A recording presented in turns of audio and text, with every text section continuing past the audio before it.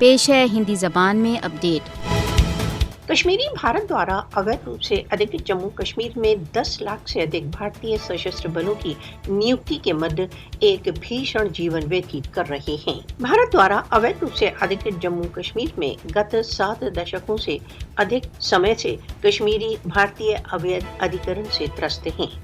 Article 370 के बहिष्कार के पश्चात से भारत द्वारा अवैध रूप से अधिकृत जम्मू कश्मीर में भीषण मानव अधिकार उल्लंघनों में बहुत तेजी से वृद्धि हो रही है।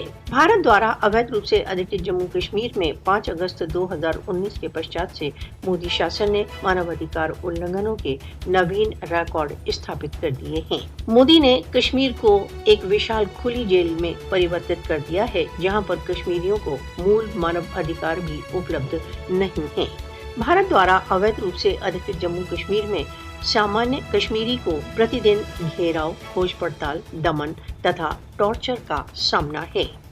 भारतीय अधिकारी भारत द्वारा अवैध रूप से अधिकृत जम्मू कश्मीर में कश्मीरियों के विरुद्ध काले कानून लगाकर उनकी जायदादों को जब्त करते हैं तथा नागरिकों को अकारण गिरफ्तार करते हैं। विश्व को भारत द्वारा अवैध रूप से अधिकृत जम्मू कश्मीर की दमित जनता की सहायता के लिए आगे आना चाहिए। राष्ट्रसंघ को देर से निलंबित कश्मीर विवाद के समाधान में अपनी भूमिका निर्वाह करना चाहिए।